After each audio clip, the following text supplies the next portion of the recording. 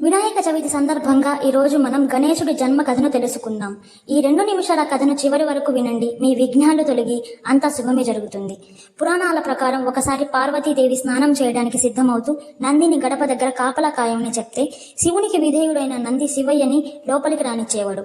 ఇంకా పార్వతీదేవి మనసులో బాధ కలిగి నా కోసం మాత్రమే ఉండే ఒక రక్షకుడు కావాలి అని స్నానం కోసం వాడిన పసుపుతో ఒక చిన్న బాలుడి బొమ్మను తయారు చేసి తన దివ్యమైన శక్తులతో ప్రాణం పోశారు. ఆ అందమైన బాలుడికి వినాయక అని పేరు పెట్టి నువ్వు నా కుమారుడివి, నన్ను తప్ప మరెవరిని లోపలికి రానివ్వకు అని ఆజ్ఞాపించారు. కొద్దిసేపటికి శివుడు ఇంటికి వస్తే తల్లి మాట మీద గౌరవంతో శివుడిని కూడా లోపలికి రానివ్వలేదు వినాయకుడు. శివుడు కోపంతో తన గణాలను పంపాడు. కానీ పార్వతి శక్తితో ఉన్న వినాయకుడు వారందరినీ ఓడించాడు. చివరికి స్వయంగా శివుడే యుద్ధం చేసి తన త్రిశూలంతో వినాయకుని తలను నరికివేశాడు. పార్వతి బయటకు వచ్చి తన కుమారుణ్ణి చూసి బాధతో ఆవేశంతో ఆదిశక్తి రూపం ధరించి లోకాన్ని నాశనం చేస్తానని చెప్పారు.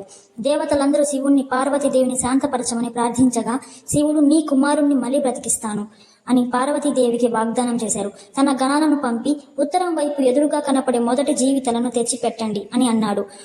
వాళ్ళు వెళ్లి ఒక ఏనుగును చూసి దాని తలను తెచ్చి వినాయకుని శరీరానికి అమర్చారు. శివుడి దానిలో ప్రాణం పోశారు. వినాయకుడు మళ్లీ జీవించి లేచారు. తర్వాత శివుడు గణేశుని దగ్గరికి తీసుకుని ఇప్పటి నుంచి నీవు గణనాయకుడు, ఏ పనిలోనైనా నిన్ను ముందుగా పూజిస్తే అది తప్పక సఫలమవుతుంది, నీవే విఘ్నేశ్వరుడు అవుతావు అని అన్నారు. అప్పటి నుంచి గణేశుడు వినాయకుడు, గణనాయకుడు, విఘ్నేశ్వరుడు అని ప్రసిద్ధి చెందాడు. ఇదంటే వినాయకుని జన్మ కథ. వీడియో నచ్చితే లైక్ అండ్ కమెంట్ చేయండి. తర్వాత రాబోయే గణపతి వీడియో చాలా ఇంట్రెస్టింగ్ గా ఉండబోతుంది. అందరూ సబ్స్క్రైబ్ చేసి నన్ను ఎంకరేజ్ చేస్తారని కోరుకుంటూ అందరికీ ముందుగా వినాయక చవితి శుభాకాంక్షలు. Thank you.